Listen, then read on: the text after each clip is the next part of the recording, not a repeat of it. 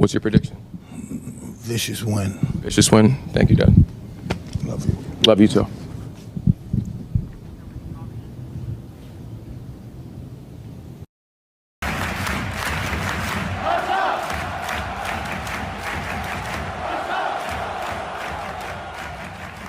Hansi Flick has discovered something brand new in the match against Real Betis, and that is that Lamine Yamal can play as a number 10, and we're going to be discussing that later in this video. But before I even talk about that, I do want to lay some groundwork on where Barcelona as a collective is at today, because we need to talk about the collective update. How is Barcelona performing? Why is this Barcelona team continuing to be so special? So here's the thing, Barcelona's thrilling 5-3 win over Real Betis will be remembered not only for the 8-goal chaos, but also because of the historic decision that Hansi Flick has made before kickoff. This was considered as Barcelona's youngest starting 11 in Barcelona's La Liga history in the last 95 years. The lineup average was 23.35 years old, a figure that Barcelona have not even seen in a competitive league play since December 28, 1930, when the team did face Racing Santander, and they had an average age of 23.09. 9 out of the 11 starters in this match against Betis were 25 years or younger. The only exceptions we had here was Jules Koundé at 27 and Marcus Rashford at the age of 28. Think about that, right? Rashford was standing as the oldest player in this lineup, even still being under the age of 30 years old. And of course, you cannot say that you fielded a very young starting 11 without saying that your youngsters are good, because our youngsters are extremely good and they know how to perform. The main leads here, it is Lamine Yamal, it is Pau Cubarsí, both only 18 years old. That does symbolize a new generation of what Flick is trying to elevate. And then you have the support group like Rooney Bardi at 20 years old, Alejandro Balde at 22, Pedri at 23, Gerard Martin at 23, Eric Garcia at 24, Joan Garcia at 24, Ferran Torres at 25. It is a very young team, and once again, you cannot have a young team like this without them being good. They must be good, and I believe that Hansi Flick has no problem believing in this team. Hence the reason why we were able to defeat Real Betis at their home 5-3. And here's going to be another conversation I want to have with you guys, because I have been thinking about this over the past 48 to 72 hours. I know that there's a lot of frustration around the offside trap, and many people want to see Hansi Flick drop the offside trap. Like, we in general do not want to see a very high defensive line. For me, I like it, but I think that for the collective Barcelona fan base, the offside trap is something that does not align with how they view things, and they want things to be safer. They want things to be more conservative, which I understand, because every time I do see a Barcelona game, it's like the end of the world. It's like one of the most dramatic games ever. But my perspective has definitely shifted. I've always backed the offside trap, but I'm definitely now going to be backing the offside trap moving forward, because what I think is going on here is Flick is looking at this team and he's saying, okay, look, I don't have the most experienced squad. I don't have the most mature type of squad. Hansi Flick knows that he has a very young squad, a team that still needs a lot of room to grow. Hence the reason why we saw a very young starting 11, because we can. We have the capacity. There are so many players under the age of 25 years old. And I think that Flick is saying, okay, look, we're young. We don't have the most experience. If I ask for these players to be conservative, I'm only limiting their power. I'm only limiting what they could do and not giving them the confidence that they need at this age. Hence the reason why Flick is using the offside trap, why we are defending so high, why we're pressing so extremely fast and high. It's because he wants these group of players to be at their very best and score as many goals as possible. Even though it might be risky at the back, to Hansi Flick, he sees this as a high risk, high reward. Like, there is no other way. Hansi Flick is saying there is no other reason for us to play conservative, because I have a young squad. I have a team that has the capacity and the energy to press all the time, to be tracking back. I don't see why we need to play conservative and play way deeper. And that is why I'm fully backing this whole idea. It just makes the most sense based off the type of squad that we do have. Now, if you say we're going to do the offside trap and we're going to have a high defensive line and we're going to press high and we're going to have to track back as fast as possible with a team like Inter Milan or AC Milan or one of the oldest teams in Europe, then yes, I would say, okay, Flick, bro, like, you are tripping. You need to drop this, because these players cannot take this type of responsibility, and especially this type of physical fatigue that does occur. But within the context of Barcelona, it is different. So there is more pros than cons. It's just that that one con gives everybody a heart attack, which is one mistake that Barcelona make, and it's almost a goal that's getting conceded. So Hansi Flick is not going to be abandoning this. And yes, just because we are young, just because the squad are all under the age of 25 years old, it also does not mean that you automatically just assume that the offside trap is going to work only because you're just so young. No, like you have to put in the work. You have to always be focused. You have to be focused until the end of the match. Is one of the reasons why in the second half we kind of collapsed, because I think that in general this squad did lose their focus. They did put their arms down. They did concede too many goals at the end, and they gave the Real Betis maybe potentially a fighting chance to come back and make it 5-5. But that is what I mean, right? Like, this is the reason why Flick is saying, okay, look, if we're gonna do this, if we're gonna be so high energy, so high pressing, so high defensive line, we need to take this serious, both in defending and attacking, and we cannot put our arms down at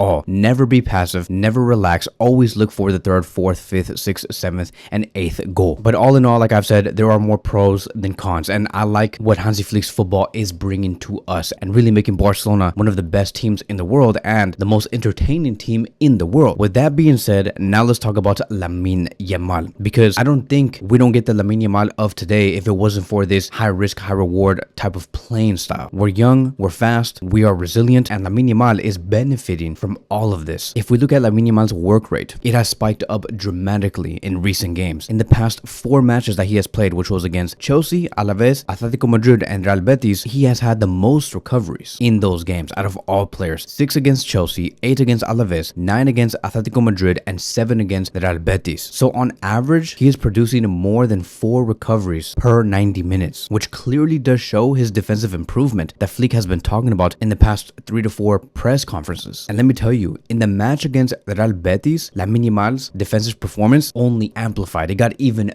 bigger. Hansi Flick made a huge decision on this night, and he deployed Yamal as an attacking midfielder against Betis. I don't know if this is going to be a one-off type of thing or maybe the beginning of a evolution, but one thing is for sure, Yamal in the number 10 position did work, and he was everywhere in terms of the attack and in terms of defense. I know that he built this reputation to play well as a right winger and have that great elite one-on-one ability. But when you deploy Yamal in the number 10 position, you get him in great positions when a player like Gerard Martin or Kubarsi have the ball and they need to look for an outlet to pass to. Yamal is that guy. And he was moving into central zones, getting into deep positions, forcing the CDMs of the Real Betis or the center backs of the Real Betis to come out of their areas and leave space in behind, only because they were so concerned with Yamal. And that led towards a lot of long passes from our defense all the way to either Ferran Torres or Rooney Bardi. And every time Lamine Yamal got the ball, one of the ways Yamal was able to play with the ball is by building that synergy and that chemistry with Rooney Bardi. That duo almost became telepathic. It almost became just something that could have existed for the past 10 years, because that is what it looked like. Rooney Bardi and Yamal really understood each other, and they were passing it to one another through the defense and making it very easy to cut through and giving Barcelona the goal scoring chances. Yamal found a lot of key passes to Rooney Bardi. Rooney Bardi was making those runs. Rooney Bardi was also holding his line, widening the defense, and Yamal